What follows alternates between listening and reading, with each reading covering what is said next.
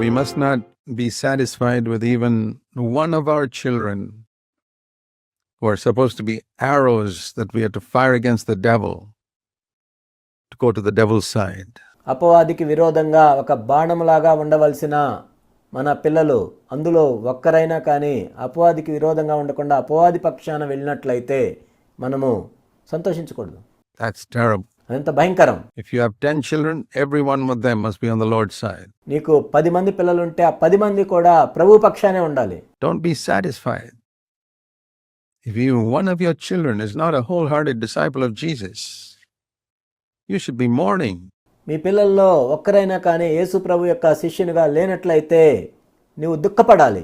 You should be weeping. How do you sleep comfortably when your children are not disciples of Christ? నువ్వెంతో దుఃఖపడాలి. నీ పిల్లల్లో ఒక్కరైనా ప్రభు యొక్క శిష్యునిగా లేనట్లయితే నువ్వు ఏ విధంగా నిద్రిస్తున్నావు? How is that possible? I don't understand. అది ఎలా సాధ్యం? నాకు అర్థం అవట్లేదు. How can you sleep comfortably at night? రాత్రిపూట సుఖంగా ఏ విధంగా నిద్రించగలుగుతున్నావు? If your children are not disciples of Jesus Christ, if they're not taking God's word seriously. నీ పిల్లలు ప్రభు యొక్క శిష్యులుగా లేకుండా ఉన్నట్లయితే, వాళ్ళు దేవుని యొక్క వాక్యాన్ని తీవ్రంగా తీసుకోకుండా ఉన్నట్లయితే, then it could be that you don't really believe that these things are true. ఒకవేళ నువ్వు ఆ విధంగా నిద్రిస్తున్నావు అంటే అది ఎలా సాధ్యం అంటే ఇవన్నీ నిజం కాదని నువ్వు కూడా అనుకుంటున్నావు. Dear brothers and sisters, it's a very serious thing. It's a gift God's given us when we have little children.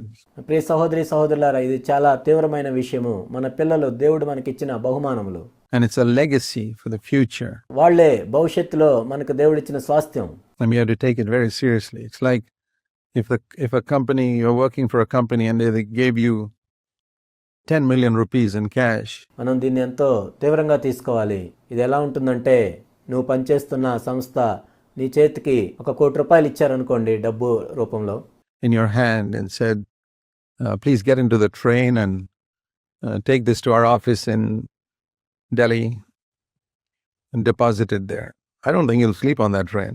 1 కోటి రూపాయలు నీకు ఇచ్చి ట్రైన్ ఎక్కి ఢిల్లీకి వెళ్ళి దాన్ని డిపాజిట్ చేయమంటే నువ్వు ఆ ట్రైన్లో నిద్రపోలేవు. I won't. నేను నిద్రపోలేను. I mean, somebody could swipe that money. ఆ డబ్బు ఎవరైనా దొంగిలించవచ్చు. Do you really believe your children are more important than 10 million rupees, every one of them? మీ పిల్లల్లో ప్రతి ఒక్కరూ కూడా ఆ 1 కోటి రూపాయల కంటే ఎంతో విలువైన వాళ్ళని మీరు నమ్ముతున్నారా? And that you have to deliver them one day when we reach heaven to God. మనం పరలోకానికి వెళ్ళిన తర్వాత దేవునికి అప్పజెప్పాలి అని, and say, Lord, here I am, and here are the children you gave me. ప్రభువా, ఇదిగో నేను ఇక్కడ ఉన్నాను, ఇదిగో నీవు నాకు ఇచ్చిన పిల్లలు ఇక్కడ ఉన్నారు. That's in scripture, by the way. అది లేఖనాల్లోనే ఉంటుంది. Turn with me to Hebrews in chapter 2. In verse 13. హెబ్రీయులకు రాసిన పత్రిక 2వ అధ్యాయం 13వ వచనం. The last part. Behold, here I am, and the children whom God has given me. ఇదిగో నేనును దేవుడు నాకు ఇచ్చిన పిల్లలను అనియు చెప్పుచున్నాడు. I want to charge you all in the name of Jesus.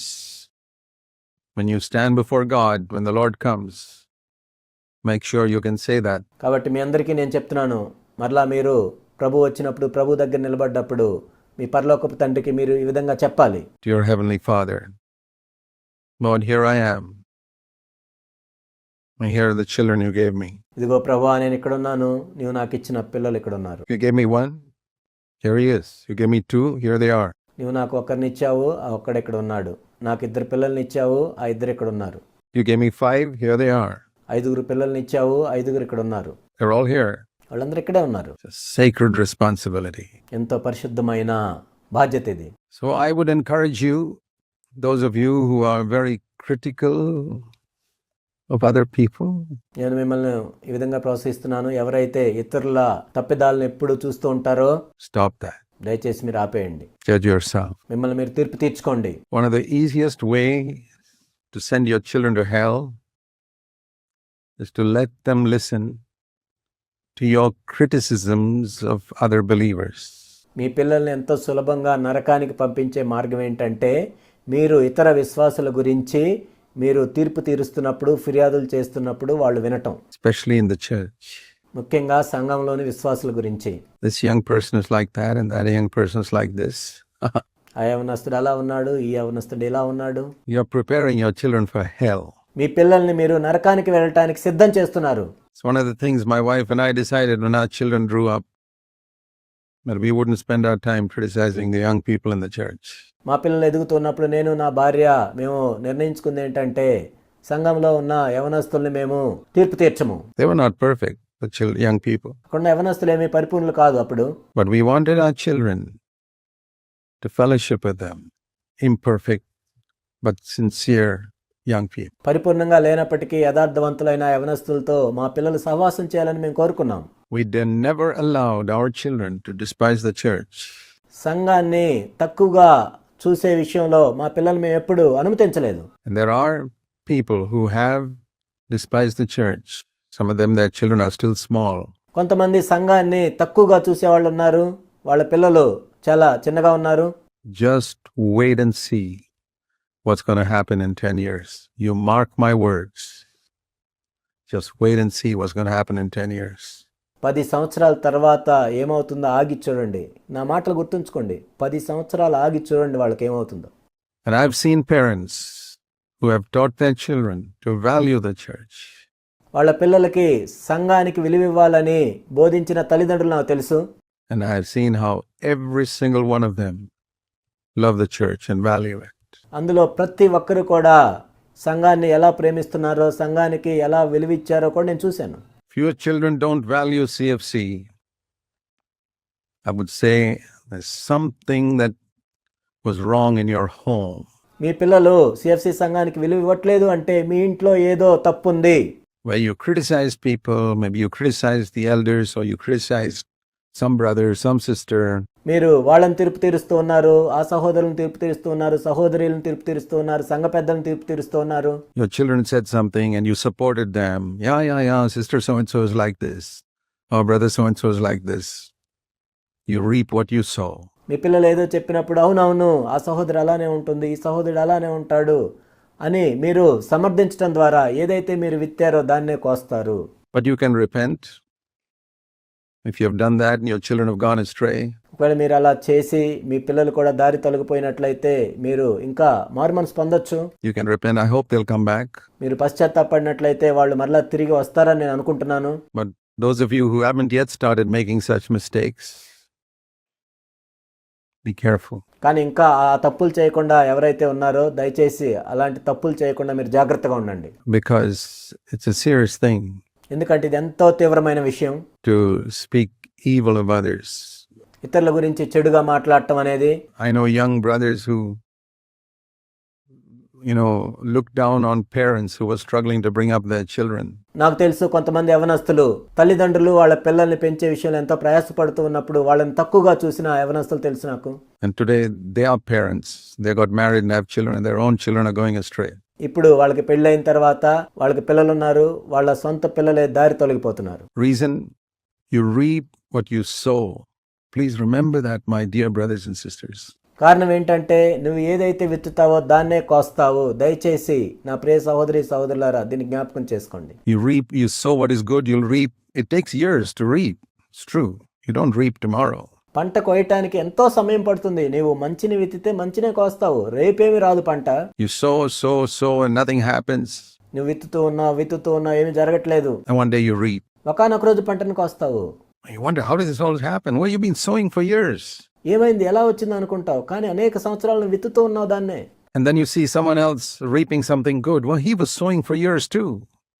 But he was sowing something different. కానీ వేరే వ్యక్తి మంచి పంటను కోస్తున్నప్పుడు అనేక సంవత్సరాలు మంచిని విత్తాడు కాబట్టి అతను మంచి పంటను కోసుకుంటున్నాడు.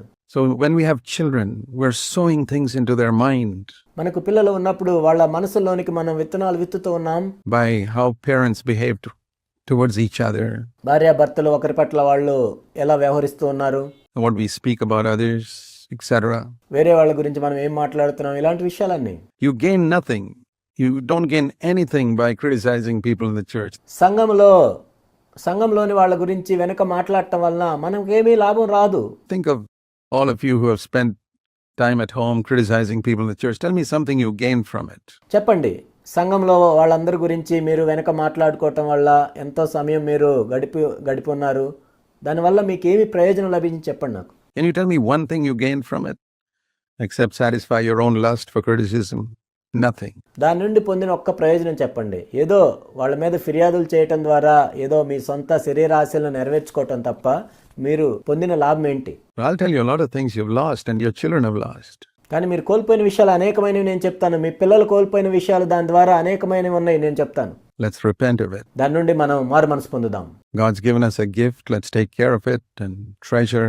దేవుడు మనకి స్వాస్థ్యాన్ని ఇచ్చాడు, సంపదనిచ్చాడు, దాన్ని మనం జాగ్రత్తగా చూసుకోవాలి. The gift He's given and preserve these children so that one day we can present them to God and say, దేవుడు మనకు బహుమానంగా ఇచ్చిన పిల్లలను ఒకానొక రోజు మరలా మనం దేవునికి అప్పగించాలి. Here I am, Lord, and the children You've given me. ప్రభువా, ఇదిగో నేను, నీవు నాకు ఇచ్చిన పిల్లలు ఇక్కడ ఉన్నారు. May God help us. We really need His help, I tell you. దేవుడు మనకు సహాయం చేయను గాక. నిజంగా దేవుని యొక్క సహాయం మనకు ఎంత అవసరం ఈ విషయంలో.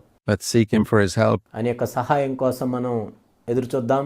and let's repent of our failures as parents తల్లిదండ్రులుగా మన ఓటములను బట్టి మారు మనసు పొందుదాం. and seek to do it better in the days to come. రానున్న రోజుల్లో ఇంకా శ్రేష్టంగా మనం చేయటానికి చూద్దాం. God will help us. He's on our side against the devil. దేవుడు మనకు సహాయం చేస్తాడు. దేవుడు ఎల్లప్పుడూ కూడా అపవాదికి వ్యతిరేకంగా మన పక్షంగా ఉంటాడు. Remember that. దీన్ని జ్ఞాపకం ఉంచుకోండి. But don't give Him, the Bible says, don't give God rest till He makes Jerusalem a praise on the earth. That's a verse in Isaiah. యెషయా గ్రంథంలో ఒక మాట ఉంటుంది. మరలా యెరూషలేమును అందరూ స్తుతించేదాకా దేవునికి మీరు విశ్రాంతినివ్వద్దు అనే మాట ఉంటుంది. దాన్ని జ్ఞాపకం చేసుకుందాం. Don't give the Lord any rest until He makes Jerusalem a praise on the earth. ఈ భూమి మీద యెరూషలేము మరలా స్తుతించబడేదాకా దేవునికి మనం విశ్రాంతినివ్వకూడదు. So don't give the Lord any rest in your prayer until you see every one of your children becoming disciples of Jesus Christ. మీ పిల్లల్లో ప్రతి ఒక్కరూ కూడా యేసుక్రీస్తు ప్రభు యొక్క శిష్యులు అయ్యేదాకా మీ ప్రార్థనలో దేవునికి విశ్రాంతినివ్వద్దు.